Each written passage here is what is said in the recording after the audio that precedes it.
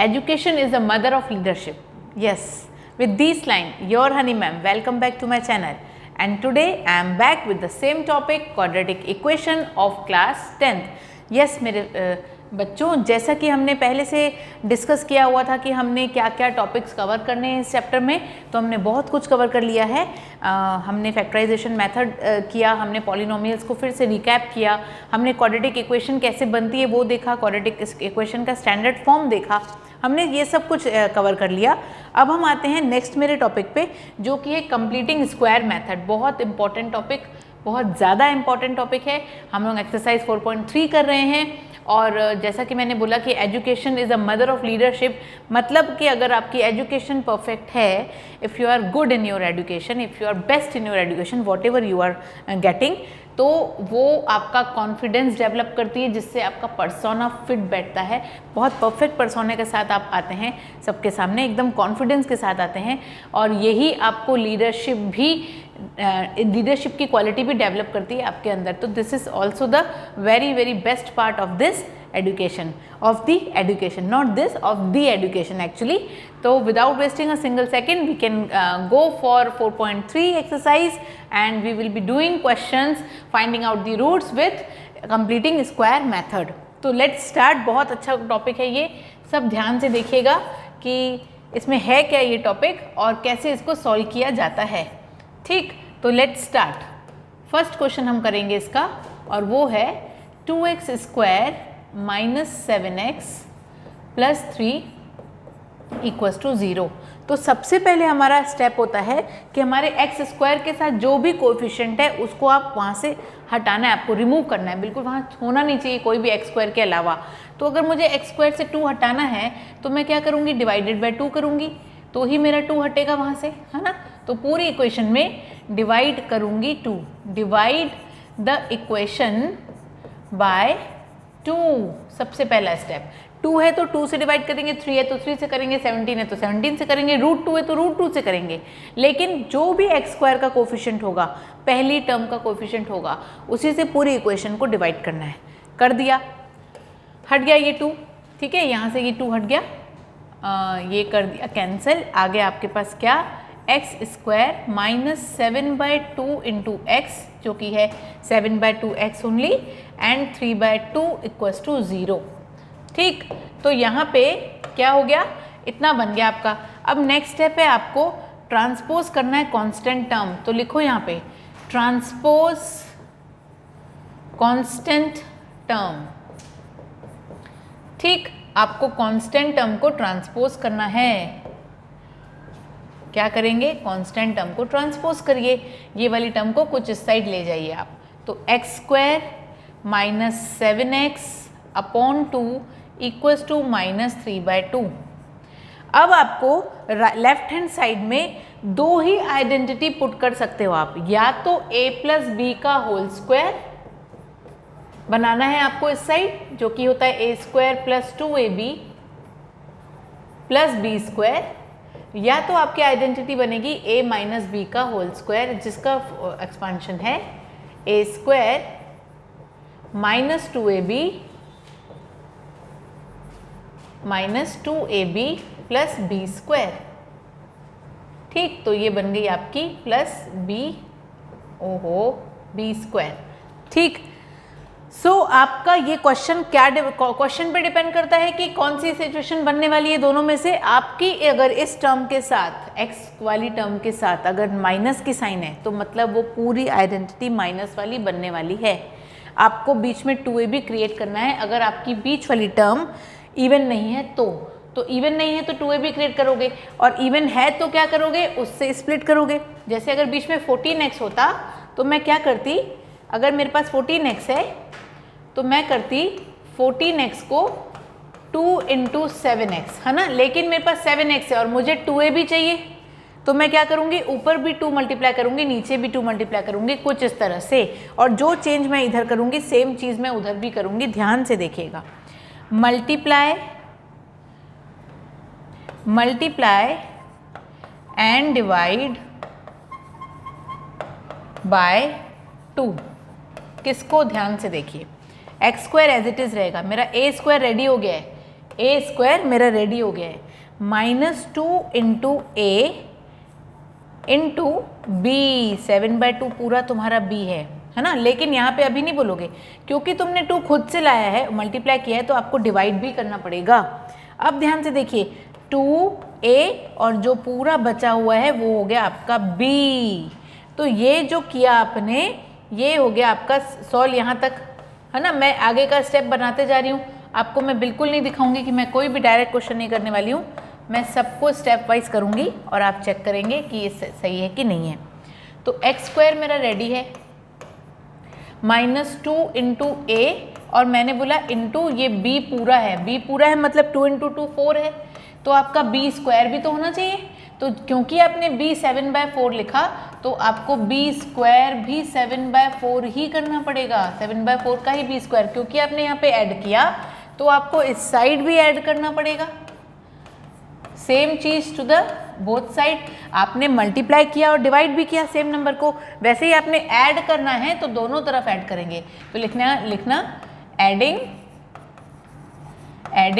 7/4 का square to both side. और 7/4 क्यों ऐड किया वो मैंने आपको बता दिया। आपका 2 और a तो रेडी था, आपका जितना टर्म है वो पूरा का पूरा b है, तो ये हो गया आपका a square -2ab plus b square will give you a minus b का होल स्क्वायर, है ना।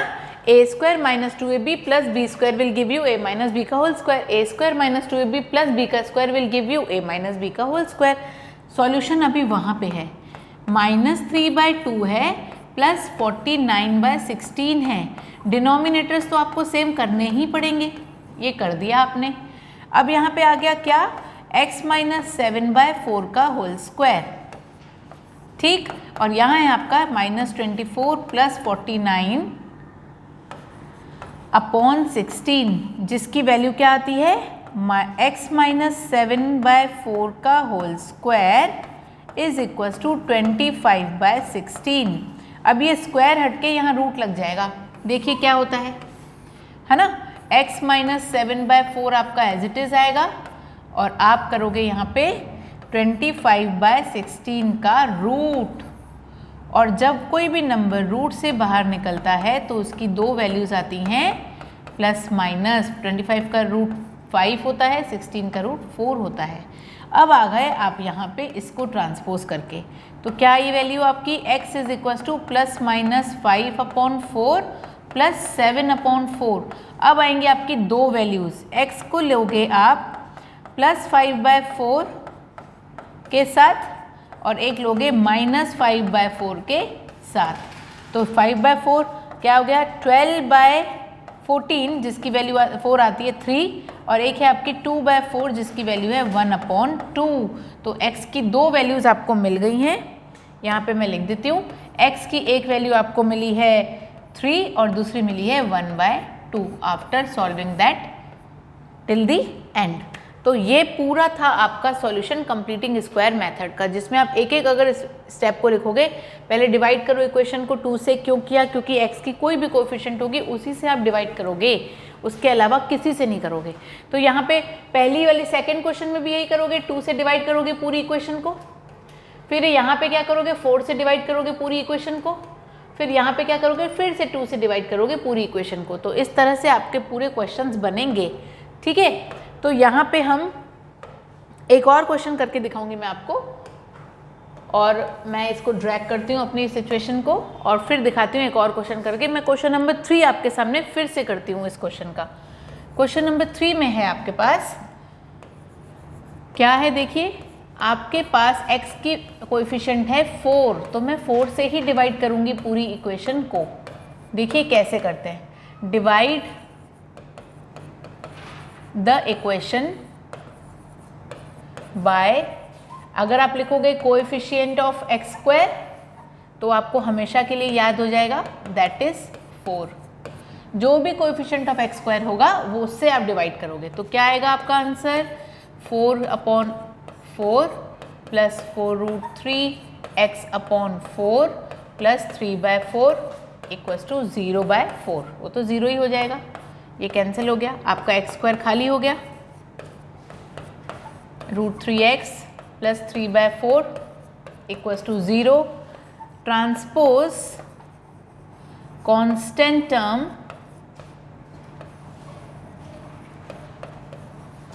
To RHS x² plus √3x minus 3/4. Now for this term you have to be prepared. अब बीच में प्लस की साइन है, x के coefficient के x वाली टर्म के सामने प्लस की साइन है, मतलब a plus B whole square बनाना है. आपका a स्क्वायर तो ऑलरेडी रेडी है, x का स्क्वायर मतलब a का ही स्क्वायर है, वो a स्क्वायर आपका रेडी है. आपको चाहिए 2 इंटू a इंटू बी. ठीक है, अब 2 चाहिए आपको. 2 तो आप लाए हो, आपके क्वेश्चन में तो था नहीं, तो आप मल्टीप्लाई और डिवाइड करोगे बाय 2 से, ठीक, और सॉल्व कर लोगे. तो ये आपने यहाँ पे क्या कर लिया, सामने ले आए, multiply and divide the equation by 2, क्या आप लिखेंगे.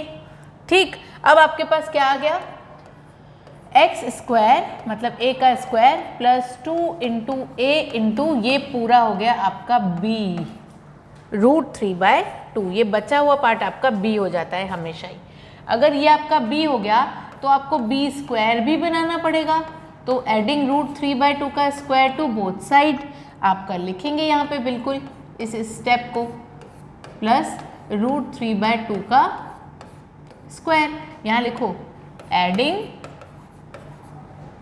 b is equals to √3/2 b square, मतलब यहाँ पे स्क्वायर किए ना तो यहाँ पे भी लेना पड़ेगा आपको. ठीक है, b is equals to this, आप स्क्वायर मत लीजिए इसको और ये रब कर दीजिए, b is equals to this. तो b is equals to this, आप स्क्वायर यहाँ ऐड कर रहे हैं तो यहाँ पे भी ऐड करेंगे to both side. Sorry, then आपका रेडी हो चुका है a square plus 2 into a into b plus b square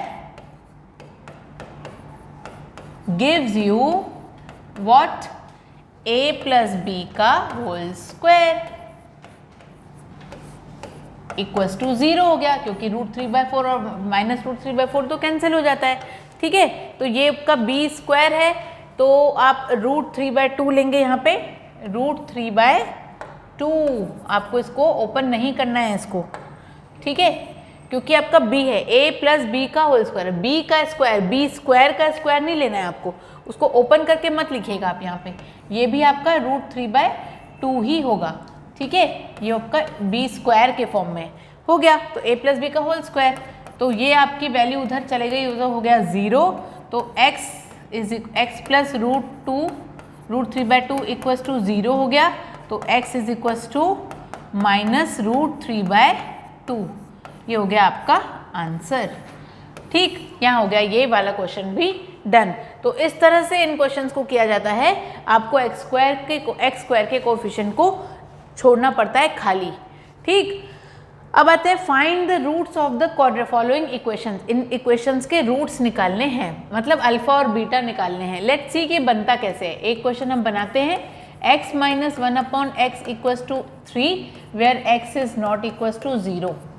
ठीक है, मतलब यहाँ ट्रांसपोज करिए, ये हो गया x square minus 1 is equals to 3x, तो ये हो जाएगा x square minus 3x minus 1 equals to 0. ठीक है, तो अब आते हैं d is equals to b square minus 4ac वाले सिचुएशन पे. ये कब होता है, आपको रूट्स निकालना है तो आप इसको ऐसे ही सॉल्व करोगे, इसके अलावा आपके पास कोई ऑप्शन नहीं है. तो क्या निकालना है, रियल रूट्स हैं कि इमेजिनरी, लेट्स सी. तो बी स्क्वायर माइनस 4ac को देखने के लिए उससे भी पहले हम जाएंगे श्रीधाचार्याज मेथड में. श्रीधाचार्याज मेथड बहुत बहुत इम्पॉर्टेंट, बहुत मज़ेदार वाला मेथड है ये. इसमें होता क्या है कि आपको x इक्वल्स टू रखना पड़ता है minus b plus minus under root of b square minus 4ac upon 2a. यहाँ पे a की वैल्यू है आपकी 1, b की वैल्यू है -3 और c की वैल्यू है -1. ये सारी इक्वेशन वैल्यूज़ को इस क्वेश्चन में पुट कर दीजिए. चलिए करिए, x is equals to minus of -3 plus minus under root of -3 का square -4 into a into c upon 2 into A. ठीक, माइनस और माइनस प्लस होता है, plus minus under root of 9 plus 4। ठीक है, 3 का स्क्वायर 9 ही होगा, माइनस माइनस प्लस 4 वन जा 4 अपॉन 2। तो क्या है आपका 3 plus minus under root of 13 upon 2, जिसमें x की वैल्यू है 3 प्लस रूट 13 अपॉन 2, फिर एक बार है 3 माइनस रूट 13 अपॉन 2। ये जो प्लस और माइनस है ना, ये सिर्फ अंडर रूट के साथ वाली वैल्यू के साथ के लिए ही होता है। बाहर की किसी भी वैल्यू में कोई चेंजेस साइन के नहीं होंगे। जो चेंज होंगे प्लस माइनस रूट के अंदर वाली वैल्यू के लिए ही होता है। अगर ये परफेक्ट स्क्वायर भी होता तो भी आपका, अगर मान लो 16 होता तो 4 होता, तो प्लस माइनस 4 होता तो क्या होता, अगर रूट 16 होता और कुछ इस तरह से होता तो ये हो जाता आपका 3 प्लस माइनस 4। ठीक है, तो क्या होता है यहाँ पे 2। अब यहाँ पे क्या होता 3 प्लस 4 अपॉन 2 होता एक बार, और 3 माइनस 4 अपॉन 2 होता। ऐसा है नहीं अभी। ठीक है, लेकिन आप समझ लीजिए कि रूट के आगे जो साइन होती है ना, वो सिर्फ रूट की वैल्यू के लिए होती है। आगे के किसी भी नंबर या टर्म से उसका कोई भी मतलब चेंजेस का कोई कॉन्सेप्ट, कोई कनेक्शन नहीं होता। चेंज हमेशा अंदर की वैल्यू के साथ ही होता है साइन का, एक बार प्लस में आता है और एक बार माइनस में आता है। तो ये है आपका क्या solution of this particular question using Shridharacharya method. तो है ना कितना इजी, मतलब बाकी क्वेश्चंस में आपको समझना पड़ रहा है, आपको याद करना पड़ रहा है, लेकिन इसमें तो सीधा सीधा वैल्यू पुट कर दो, ABC आपको पता होना चाहिए बस। ठीक है, तो यहाँ पे मैंने एक चीज़ आपको दिखाई, ये है d is equal to b square minus 4। ये भी रूट्स के बारे में, मैं इसके नेचर ऑफ द रूट्स के बारे में बताना चाह रही हूँ।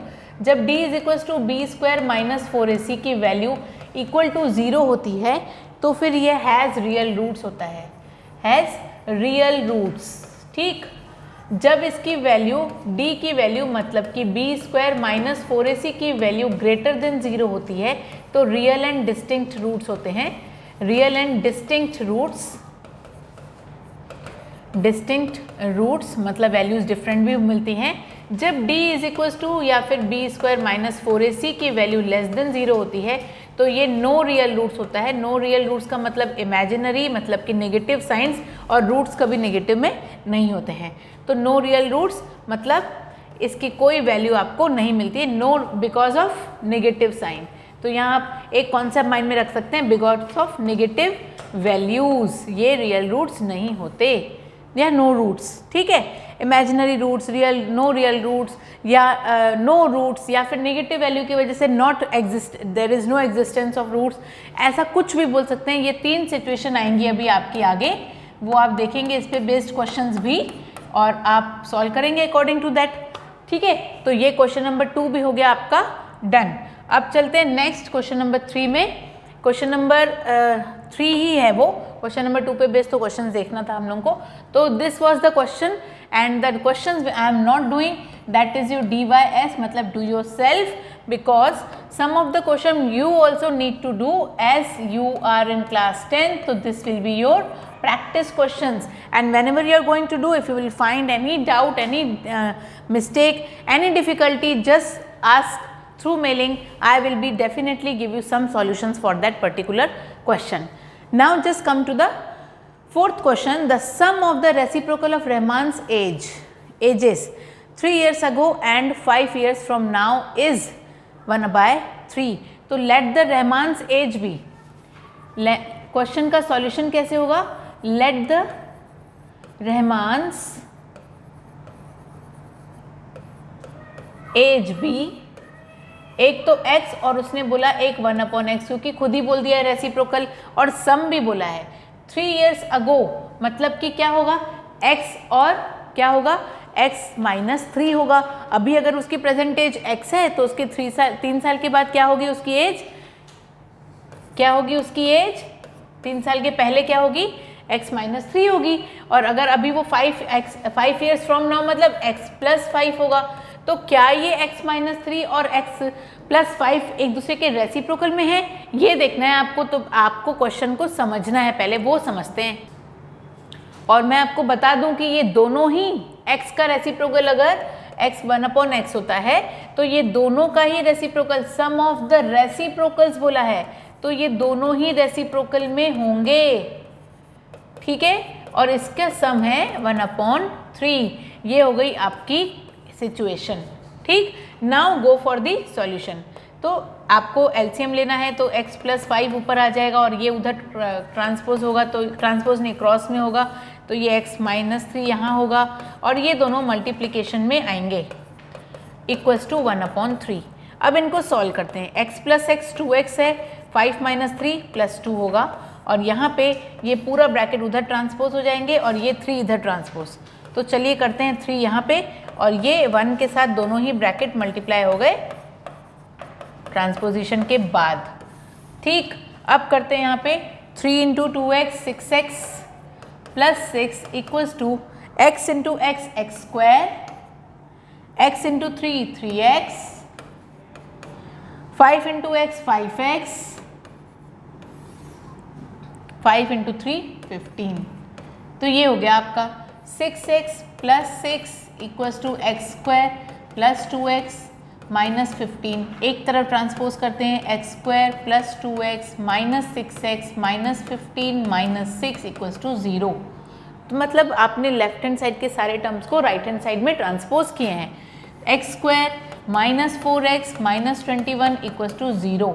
ठीक है, तो यहाँ पे आपके पास क्या आ गया, सॉल्यूशन आ गया। अब आप इसको किसी भी सिचुएशन से, आप स्प्लिटिंग मिडिल टर्म से भी सॉल्व कर सकते हो, श्रीधाचार्य से भी सॉल्व कर सकते हो, आपको जिससे करना है करिए।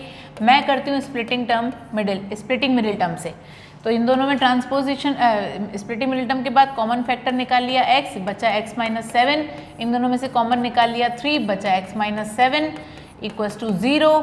x + 3 को इक्वेट करेंगे 0 से, x - 7 को इक्वेट करेंगे 0 से, x की वैल्यू आ जाएगी -3, x की वैल्यू आ जाएगी 7। कभी भी एज माइनस में नहीं होता, तो रहमान की एज है x = 7 ईयर्स। तो this is the present age of Rahman. क्या आ गई आपकी वैल्यू? 7 ईयर्स। डन। तो यहाँ पे मैंने क्या किया, रहमान की प्रेजेंट एज ये था आपका 3 ईयर्स अगो वाली सिचुएशन। ठीक, और ये थी आपकी 5 ईयर्स लेटर वाली सिचुएशन। तो ऐसे बैठती है अगो और लेटर वाली। 3 साल पहले ऑफकोर्स हम 3 साल छोटे होंगे, तो प्रेजेंट एज से आप 3 साल कम कर दीजिए, और 5 साल के बाद हम प्रेजेंट एज से बड़े होंगे, तो ऑफकोर्स अभी प्रेजेंट एज में आप 5 साल प्लस कर देंगे। तो इस टाइप की सिचुएशन आपको बैठानी आनी चाहिए। ठीक है, तो when you will put this type of situations ना, it means that you are connecting quadratic equation to the real life. You are now able to connect the equations according to the real life. ठीक है, तो this is how you are going to solve this question. Next question देखते हैं क्या है। In a class test the sum of Shefali's marks in maths and English is 30. Okay, maths और English के sum हैं 30.